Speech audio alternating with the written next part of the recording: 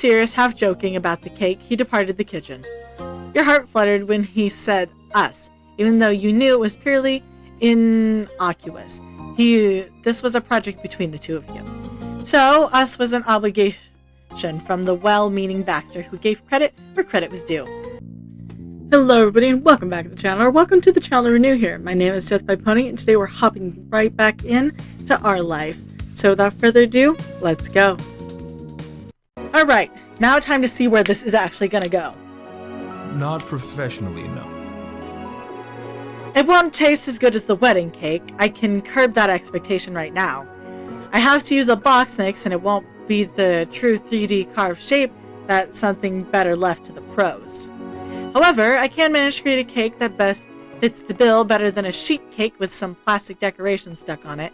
I could use a stencil to make it look like a controller and frosting it is so. And I do have some expertise baking for events. I did help make the cupcakes for Miranda's 19th birthday. Not just the chocolate fountain? Baxter blinked and then scratched the side of his neck. He let out an awkward chuckle at that bit of infamy preceding him. Yes, I did do a touch more than provide the chocolate fountain. Well, hell, if you can do it, do it. That would be... I don't know how I could make it up to you. Don't allow the stress of having the perfect wedding ruin the experience. That's all I ask for. Oh, and don't smash any of the first or second cake in Scott's face as a surprise. Despite Baxter's lighthearted teasing, Jude continued to stare at him astonished. Thanks. Dude, thanks. You're welcome. You're quite welcome, and now I can comfortably say that we're all set for tomorrow. You need all the rest you can get before the morning, so take it easy tonight. I'll be going now. They were serious. Baxter was about to make a themed groom cake, and the night before a wedding he was planning.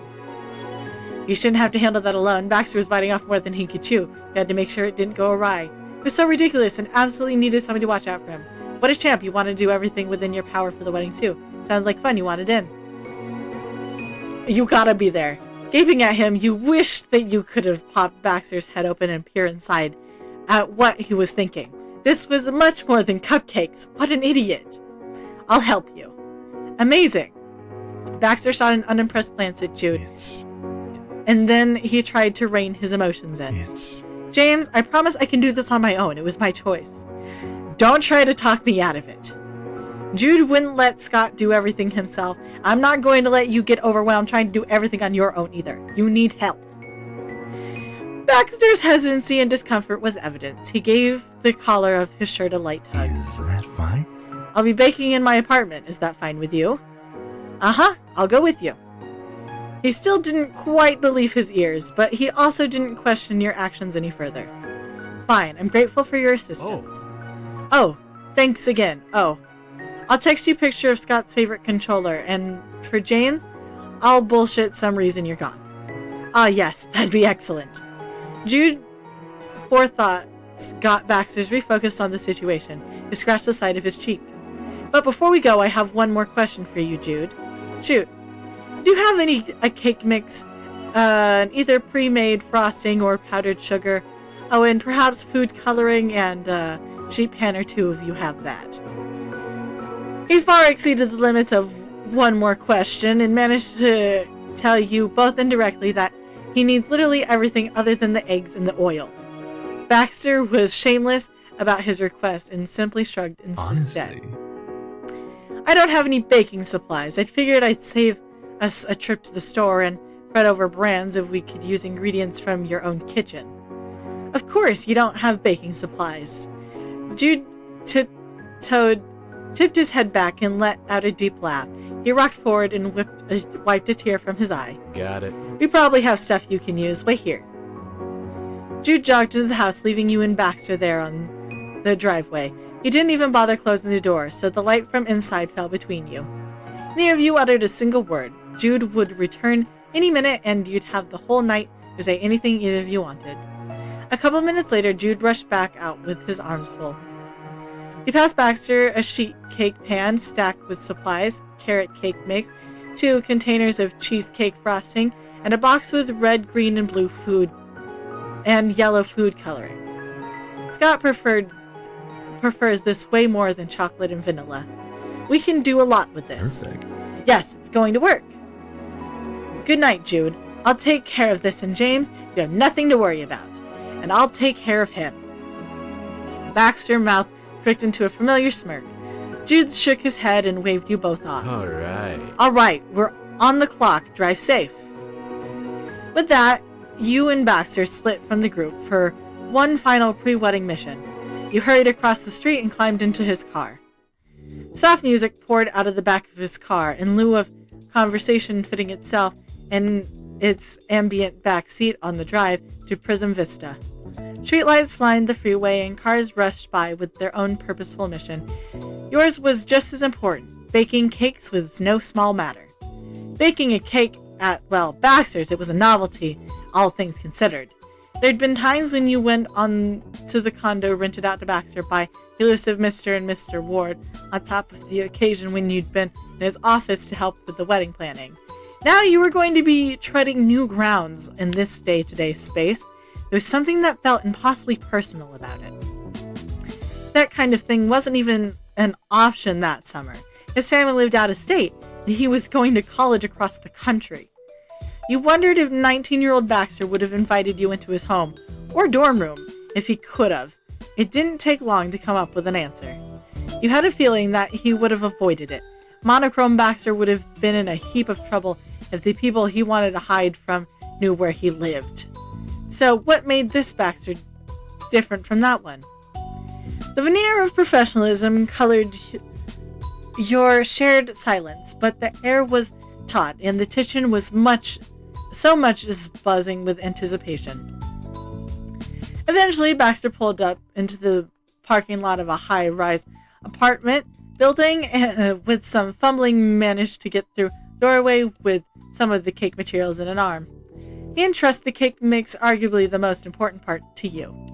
As Baxter gestured to the modern decor in the minimalist lobby, you passed through he guided you both towards a polished chrome elevator. His fingerprints were left behind on the shining buttons. The elevator took you to the 11th floor, where you followed Baxter to the end of the hall into his apartment. Shrugging the supplies more to one side, he unlocked the door and held it open. After you, James. Baxter was always the gentleman when it came to the situations like this, so you offered a quick thanks before crossing the threshold into the apartment. Huh. It's actually very nice.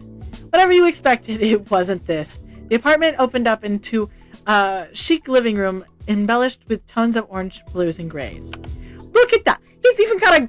Let me point with my mouse and not my finger. He's even got a great bull in the middle! The man has actual colors in his apartment. Look at his CDs. Well, DVDs. Silverly curtains were drawn aside, and the metal on some of the furniture gleamed with similar polish to those in the lobby. Distant light from the cityscape shone from the huge floor-to-ceiling glass doors open onto the balcony. From here, it felt as though Prism Vista stretched impossibly far.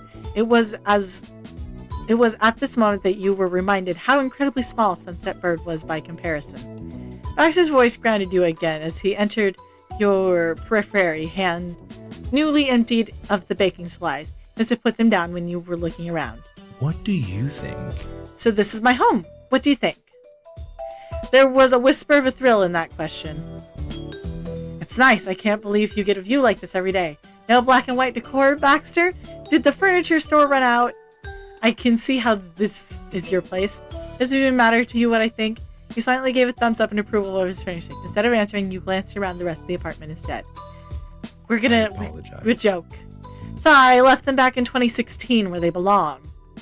He rolled his eyes at the joke, though it wasn't out of any genuine irritation. He knew better than anyone that his fixation was more than a little odd. That isn't entirely true, of course. I continued my insistence on monochrome past the year. It hadn't been as long as I would have liked since I've made peace with the full color spectrum. Still, I think we're on speaking terms after my many years away. I hope you're happy together. He merely grinned, a weary smile settling on his face as he nodded in agreement. You're too kind. Now, James, I must thank you for volunteering your services in this exceedingly ill-thought-out and wholly inconvenient task. Not many would. I do believe we should get started before it gets any later. He rounded the couch, slipping off his jacket before tossing it with reckless abandon over his blue armchair. He gently tugged at the edges of his sleeve, inspecting them for non-existent dust. Oh, look at him. This man. My voice is cracking. You know, I've been recording for hours, and I bet you can tell, like, I recorded our life in such huge chunks that my hair was like 2 cuts and a color and 2 colors ago before we got here. So I recorded in large chunks, voice dead by the end of it. But you know what? After this, I will be done with this game. Alright, back in. I will hang that up correctly later. Are you sure it really wouldn't take that long, you said seriously. And let it crease? That isn't proper, Baxter, you said teasingly. Sinking 2 fingers into your mouth, you whistled loudly. You whistled loud. Your gaze lingered, only for you to turn away as you realized he'd noticed. Talk about a great view. Didn't really matter much to you. You shrugged in agreement. Talk about a great view. He leveled a look at you, one eyebrow raised. You gotten him nervous. As much as I appreciate the encouragement, there are other matters that need your keen attention. I solemnly swear I will do my best. It won't be easy. Excellent. Very well. Let's go over what we need to do in a semi-flexible list of steps. He passed you on his way to the small kitchen unit, gesturing every so often to where he'd place things as he reviewed. We'll need to first preheat the oven, then prepare the batter and the pan, and then bake it. After, we'll have to make a stencil, dye the frosting, take the cake out of and let it cool, then cut the cake into approximate shape of a controller using a stencil. He took a cursory glance at the tub of frosting he'd been allotted before ultimately picking it up and checking the bottom of its expiration date. Finally, we'll apply a base coat of frosting, add detailing, and pack it up so that it's ready to simply be taken to the venue in the morning. Baxter returned the frosting to the counter he'd taken it from. That doesn't sound impossible. He grimaced. The grimace that suddenly crossed his features betrayed his disbelief. It might not have been impossible, but it didn't mean it wouldn't be difficult. Exchanging the frosting tin for the cake mix, he scanned the directions on the package before reaching for the oven's digital screen to set the temperature. 350 degrees. The appliance beeped with recognition and its interior lights flicked on in warning. So it begins. Tucking his nails beneath the box top, Baxter worked at opening it. The world wasn't going to give him a single break. However, it refused to completely come apart cleanly. Only the paper on the top came off, while the rest of the flap remained glued down. Baxter had to tediously tear at the cardboard. Scraps were abandoned on a tabletop little by little, while you searched for a bowl and other utensils. To be honest, You may be surprised to hear this, James. I'm quite the skilled cook these days. I've had a short life's worth of delicious and interesting meals. There is something quite satisfying about making it for myself as opposed to going to a restaurant. He hummed as he pressed his hand to the box, the top of it eventually splitting open and to unveil its contents to him. Baxter took out the pouch of mix and examined what remained of the box once more. Unfortunately, don't have any of those offerings for you today. This is just to say that the first and last I've baked desserts or decorated anything was with you for Miranda's birthday. He chuckled as he used scissors to get the plastic baggie open before he emptied the contents into the bowl you scrounged up. I do hope those savory skills are transferable. It should be interesting either way. He never made a cake again. That night had been semi-disastrous, so you weren't particularly surprised that he'd never repeated it. Except he still suggested his confectionery services today. Honestly, it seemed like him to do something like that. Baxter was always the type to offer to do whatever was needed of him, even if it was something that he wasn't prepared for. It was funny how it was always the Ecklet siblings who managed to get him mixing batter. So? What about you? What about me? Have you done much cake decorating in recent years? Yes, I'd say I'm even better. And I'm an expert. Michelangelo was the fondant. I'm still good at it, if that's what you're asking. It's been a while. I'd say I can do decently, though. Not really. It's anybody's guess how well it'll go. Probably not great, though. I'm an expert. Michelangelo with the fondant. Baxter gazed wandering to you as he gauged where to place his expectations. Incredible. How impressive. This may go better than I thought. You headed to the sink to wash your hands. There was no certainty that the cake would turn out 100% perfect, but 70% was okay. Even 10 would be great if it makes Scott happy. Let's get started. Without further discussion, and with a massive list of things to be done, you and Baxter set to work preparing the cake. That went without a hitch. Shockingly, it was only oil, water, eggs into the pre-mixed dry ingredients, but the track record for things going wrong was impressive. Once that was combined, you lined the pan with parchment paper and Baxter poured in the batter. By the time you'd rinsed out the bowl and over the oven beeped, Baxter, after checking to make sure the temperature was right at least twice, slid the pan into the oven. He set a timer for half an hour, in accordance with the directions. I can do that. It might take a bit longer than that. I keep an eye on it. The last thing we need is a burnt cake. Right. Suddenly, all that was left to do was wait. Baxter checked his phone for messages as he leaned against the counter. Aha! A grin spread across his features as a finger flew across the screen to send off a quick text. Peering from over his shoulder, you managed to sneak a peek at the few pictures of Scott's game controller. It had thankfully uncomplicated design, bright red, with a handful of black and white buttons and joysticks. The shape looked like it would be pretty easy to replicate. It was wide and bulky, and a sheet cake could be carved into a general shape for sure. With this, I'll prepare a stencil. Keep an eye on the cake for us, would you? Half serious, half joking about the cake, he departed the kitchen. Your heart fluttered when he said us, even though you knew it was purely innocuous. This was a project between the two of you. So, us was an obligation from the well-meaning Baxter, who gave credit where credit was due. As accompanied, you brought your nose up to the warm oven and peered inside. Since the cake was hidden behind a tinted window, you couldn't exactly register how it was doing. You couldn't smell anything either. That you'd take. No scent meant no smoke. Overall, it seemed like the cake was baking. Nothing seemed off or even lopsided. Maybe. Hopefully. Apologies for having kept you waiting. Baxter returned with a plain sheet of printer paper, and a pencil. I'm afraid I don't have a printer, so I'll have to freehand it. This prompted the question as to why he had the printer paper in his house then. He didn't give that question room to rise, hopefully unlike your cake.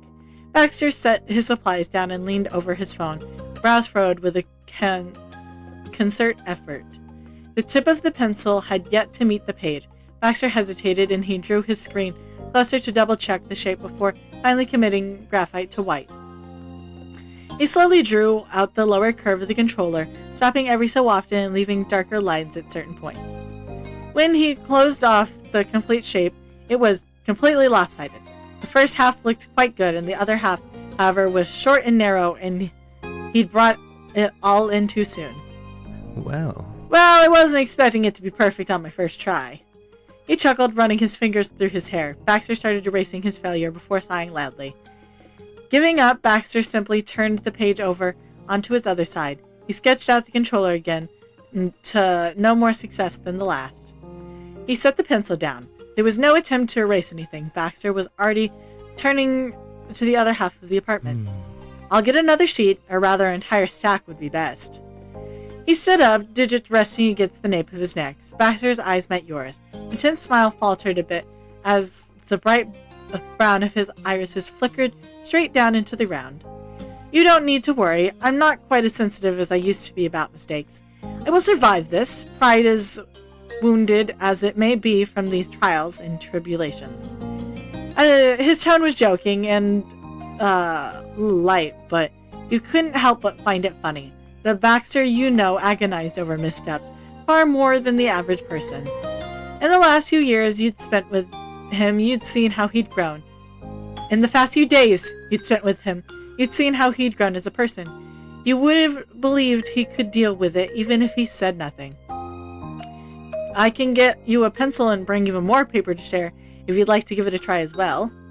It was worth giving a shot. 2 heads were better than 1, so it wouldn't hurt. Why not? It sounded like fun. Nah, you weren't interested. He could do it.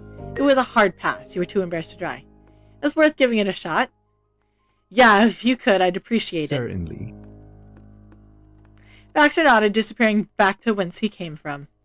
A moment later, he returned through the hall with an inch-thick stack of papers, he said he would, and with a second pencil in tow, too. Resuming his Herculean task, Baxter took another sheet of paper off the top, hoping that the third time would be the charm. After taking another glance at the photo, you sketched out the general shape of the controller. Baxter peeked over your shoulder, outright dropping his pencil once he realized it was better than what he was doing, even before it was done. Once you'd finished, Baxter took it gratefully in hand. You're good. Thank you, James. You saved me the burden of buying more paper. This late in the evening, the night before a wedding I'm supposed to be the planner for. He laughed, his tone softening as he said your name. It was a stencil. You hadn't taken the time for any particular details. Still, Baxter seemed so relieved. Luckily, that was less painful than I assumed. And that's where we're going to end that. I hope you enjoyed today's episode, and if you did, hit like. That way I know you're enjoying the content I'm making. Hit subscribe. That way YouTube brings you back Here's Happens Next. I won't take up any more of your time. Have a good day, and I'll see you all next time. Bye.